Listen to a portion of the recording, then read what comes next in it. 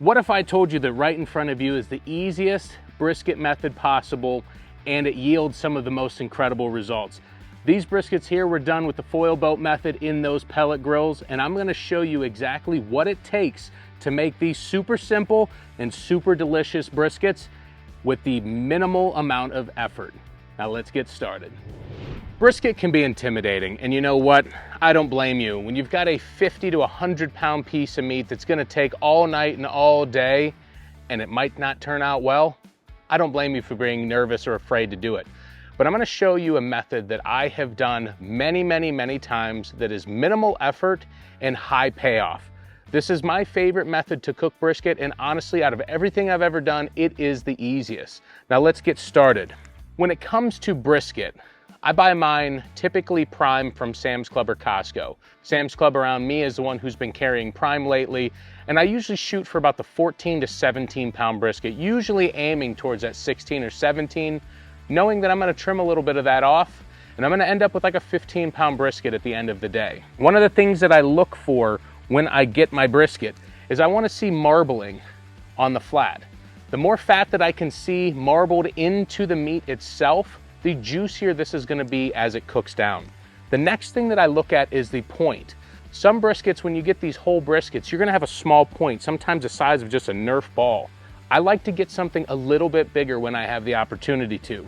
So if you ever see me in Costco or Sam's Club, you're gonna see me chucking briskets looking for a better one. It's what I was doing the other day when I was getting this one. Now, what else do you need for a brisket? Honestly, it's not a whole lot. Get yourself a good sharp knife. This is my Victorinox curved boning knife. I've got a link down in the description. I like these because they're honestly very affordable and they keep a good edge, and with a good knife sharpener, you can keep this thing for many years and you can get nice, precise, clean cuts every time. The next thing that you need is a good brisket rub. You can buy beef rubs. They're gonna be salt, pepper, garlic based. I make my own. This is my own concoction that I put together, and I have a recipe down in the description. But it is salt, pepper, garlic, seasoned salt, onion powder, paprika, a little bit of everything, but it's stuff that pairs very well with beef. If you want that recipe, it's down in the description.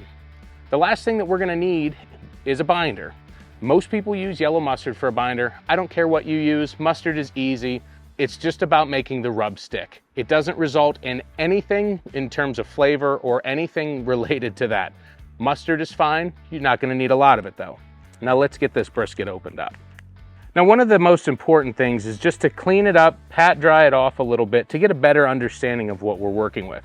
We will need to trim this a little bit, and I'll explain to you what we're looking for when we do this. First off, we have a couple different kinds of fat on this brisket. This hard, you'll feel it, it is very dense fat. This is deckle fat. This isn't gonna break down the same way that the fat that you find in other places will. So we're gonna need to trim that off. Also, you see this oxidized edge. We need to remove that. We also need to look for any, what I call hangers, any flaps of meat that are hanging off that are gonna burn because of the exposure to the heat. We also wanna look for any cuts or tears or any places where the meat or the brisket is very thin. This right here is an example of a hanger. This is something that is not gonna cook well. It needs to be removed. So we're gonna go ahead and get started with this brisket. The first thing that we're gonna do is trim off some of this deckle fat. Now, one thing to note is that we are always looking for kind of an aerodynamic brisket. So we don't want square cuts, we want rounded cuts. We don't want 90-degree angles, we want rounded corners. Stay away from the actual meat itself. Anytime you start to see the meat shine through, you've gone too far. One tip for trimming briskets: if you keep them in the refrigerator as long as you possibly can, or maybe even throw them in the freezer for maybe a half hour before you get started, that intense cold is gonna firm it up a little bit and it's gonna make it that much easier to trim. Another thing that we'll do at this point is this big hanger. We're gonna trim that off. Now this here is what I would consider a good piece of meat to keep. So I will keep that off to this side.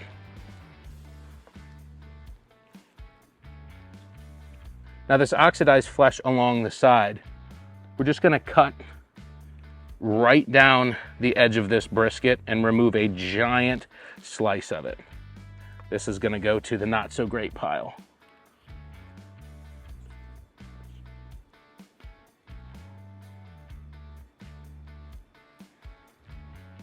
Round these edges up a little bit. And while we're over here, we're gonna take a look at the flat here. One of the things that you want to do is just trim up the fat, remove any silver skin that you're able to without really hacking up the brisket too much.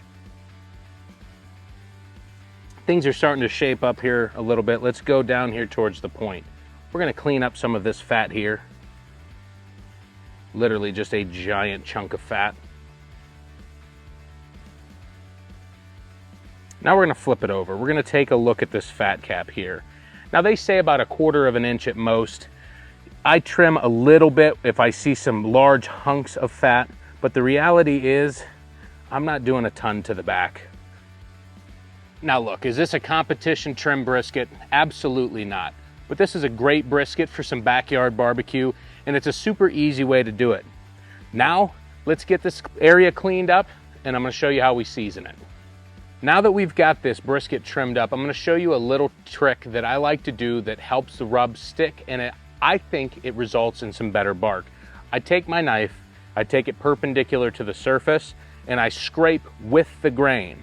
I scrape with the grain, but the way the knife is pointed, I'm technically against the grain. And I'm doing that just to scrape and rough the surface up a little bit. Now you don't want to plunge with the knife, you just want to drag it across the surface, and it kind of almost like teases the meat like you would tease hair with a comb. You can see I'm even getting a little bit of meat with that. It is time for some mustard. We do not need a lot of mustard.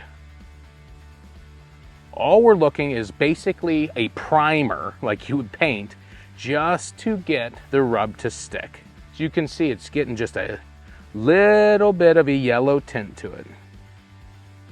That's it. That's all we need. Just like that. Then I'm gonna take my homemade rub. I got the recipe down in the description. You can make it yourself. It is great on beef. I've even used this on ribs. We're gonna put a nice thick coat. Now, many of you are gonna be concerned about the amount of rub that I'm putting on this. This is a giant piece of meat. This rub is gonna be fine. Then I take the backside of my hand and I pat that rub down into the meat, get it to stick with that mustard. Then we're gonna flip it over. And I'm gonna do the same thing. I'm going to scrape, don't plunge the knife into the meat, but I'm just gonna scrape this fat. A little bit of mustard here.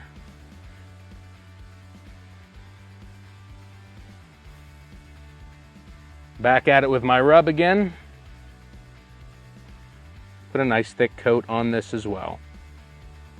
Now, with these briskets and the method that we're doing, we're gonna smoke this fat cap up. That's why this is the last side that I'm seasoning. Pat this down with my glove. And then get the sides. Now it's time to get this into the smoker. Let's get over and get it done. Now with these briskets, we want to put them up on the upper shelf. And we want to make sure that the point or the thickest part is towards the actual heat source, which on this smoker, it is towards the left. We're going to try and angle this a little bit. Just like so. We've got a pan underneath it here to catch those drippings as the fat starts to render. Now we're gonna get this door closed. Now you can see we have 2 pellet grills behind us. We have the Camp Chef Woodwind Pro, we have the Lone Star Grillz pellet grill. The reason why we're doing this, we're doing a brisket cook-off comparison between the two. Cooking them exactly the same at the same temperature, that's why you're seeing 2 smokers. This brisket recipe can be mimicked or done on any kind of smoker. It's all about temperature, it's all about prep, it's all about feel. It doesn't matter if it's a charcoal smoker, it doesn't matter if it's an offset smoker, and it doesn't matter if it's one of these pellet smokers or pellet grills. Methods are going to be the same. Now let's talk about this. We've got the pellet grill set to 250 degrees. We have the brisket up on the upper rack. We're doing that so we're removing it from the heat source so that it is protected and it isn't getting exposed to super hot temperatures or hot spots. Now in these pellet grills, we're running premium cooking pellets. Now these are a blend of hickory, maple, apple, and cherry. It is a great high quality pellet that I like to use in my cooks as often as I can. Like I said, it doesn't matter which smoker we're looking at. What matters is the methods that we're doing it. So I'm gonna show you as time progresses how we manage this brisket cook and the steps that we need to take along the way. The brisket is in the smoker. There's literally nothing to do at this point for the next few hours. We need the rub to set up. We need that surface to start to dry a little bit and get that rub to become intact to that surface. We're not touching anything, we're not doing anything until then. We're about 3.5 to 4 hours into the cook. I've got my spritzer bottle here, I've got a can of beer, I've got some soy sauce, I've got some vinegar, I've got some W sauce, a little bit of olive oil, and it's time to spritz these briskets. Now, the key is just to wet the surface just a little bit. It's about keeping it damp. We don't want it saturated. We don't want it overly wet. It's a quick spritz. We're gonna continue to do this until we get that texture and that color that we need. For me, the next step is usually about that 160-degree internal or upwards of 170. That's where I find myself getting into the foil boat, and that's what we'll show you once we reach those temperatures. The brisket here has reached 165 degrees, and you can see we're starting to get a nice dark color and that meteorite finish on it. Because it's a little bit thinner here at the edge of the flat, it's time to get it into the foil boat. Now, what I like to do is I get heavy duty Reynolds wrap. This is the heavy duty and wide. Get 2 sheets of this and make a real tight X like you see here on the table. And then what I do is I take a tablespoon or a couple heaping tablespoons of some Wagyu beef tallow and I get it down there under the brisket. The reason for this is going to help with keeping it super juicy and super moist and giving that incredible mouthfeel that you expect with a good brisket. Now, what do we do here? It's time to wrap the foil. And what you want to do is basically roll this into a foil canoe around the edge of the brisket. Anywhere where it seems to be drying out or you want to be careful, you can cover the edge a little bit with the foil as you roll it in. Otherwise, we're just going to make a kind of a tight boat around it.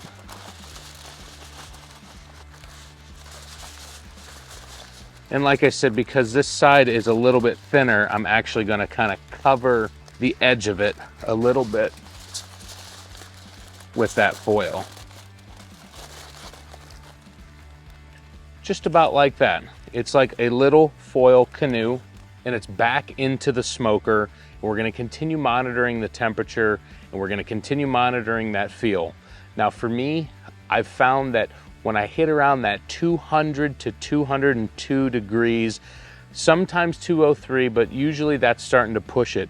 When I start hitting that 200 to 202 degrees, I know that's when it's done. I can feel it and I'll show you what that feels like. With this foil boat method, the one thing that this does is it allows that fat cap to continue to render and it's gonna help continue building that incredible bark.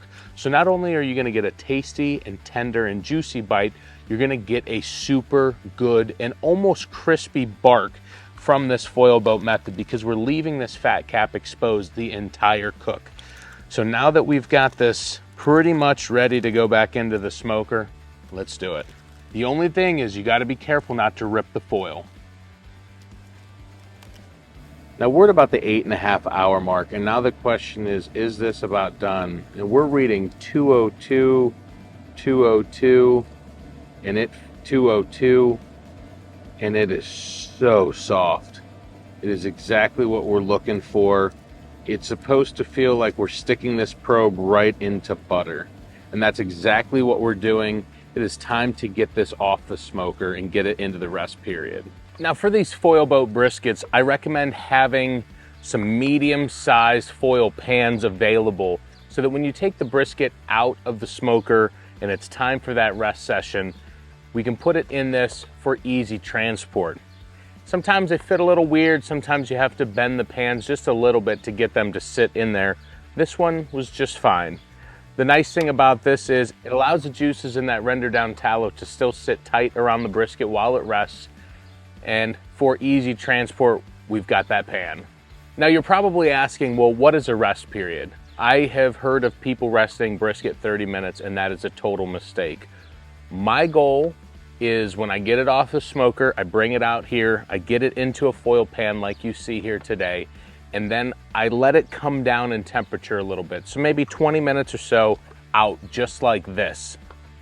Then what I do is I take it in the house and I set my oven to 160 degrees and I put it in there. And I let the brisket sit in there from a cold oven up to 160, and I will rest this brisket in the oven at 160 degrees, honestly anywhere from 4 to 8 hours. Most of my briskets I shoot for 6. It just depends on when we're eating, and the goal is that I leave myself enough time that I can play with that rest. I don't want to start the brisket too late to where I only have 2 hours. I want to make sure that I'm hitting close to that 6, because that for me has been the sweet spot on the rest, and it makes for an incredible finished product.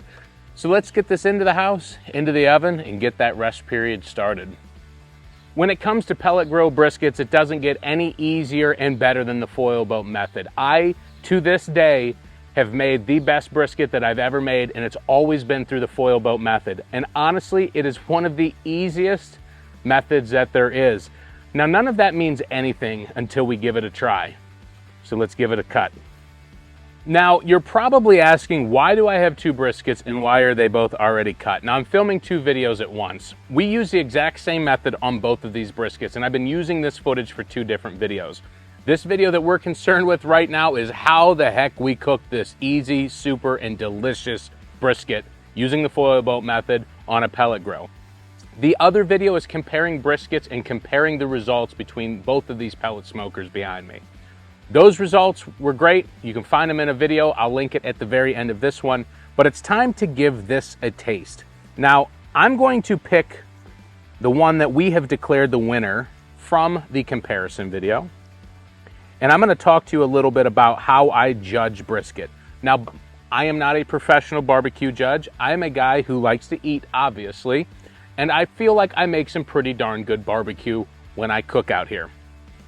When I make a brisket, there are several things that I'm looking for. First is bark, and you can see both of these briskets have absolutely beautiful meteorite looking bark. That is that Texas crunch that you get from the rubs that we used. So I am judging on bark. I am judging on the fat rendering. I am judging on the tenderness and the juiciness, and I'm also judging on the smoke profile that we get from the brisket. Now, people who don't smoke on pellet grills will typically tell you that they're easy bake ovens. Well, they can kiss my ass, because both of these create awesome food and they're just jealous that they don't have them. I'm gonna give this a try. We're gonna talk about all of those categories, and I'm gonna tell you why this is the best method to cook your briskets. The first thing that I notice is that incredible mouthfeel. That comes from that foil boat and sitting in that rendered down fat, that tallow. It creates just this incredible mouthfeel throughout. The next thing that I notice is that bark. It is a perfect combination of flavor and texture. You get a little bit of the salt. You don't taste nearly as much pepper as what you actually put on it, and you just get a great barbecue taste. And along with that is the smoke flavor. With that Camp Chef Woodwind Pro and with that Lone Star Grills pellet grill, they put off a lot of smoke. In comparison to other pellet grills, there aren't many that can touch it. Now, this one here was cooked on the Camp Chef Woodwind Pro, and the smoke flavor and profile that we got on this brisket is phenomenal. Probably the best smoke profile you're gonna get from a pellet grill. When I look at fat rendering, this fat is rendered down nicely. This is a super tender and juicy brisket. And I can assure you with this method here that I've shown you today with the foil boat, you are not gonna make a bad brisket. It is honestly the simplest, and it's the most forgiving when it comes to cooking. If you follow these steps and you follow this method, I assure you that you'll have enough confidence to get some awesome results like we have today. And if you're looking for more awesome results in your backyard barbecue adventures, then I suggest you like, comment, and subscribe. Check out this video right here.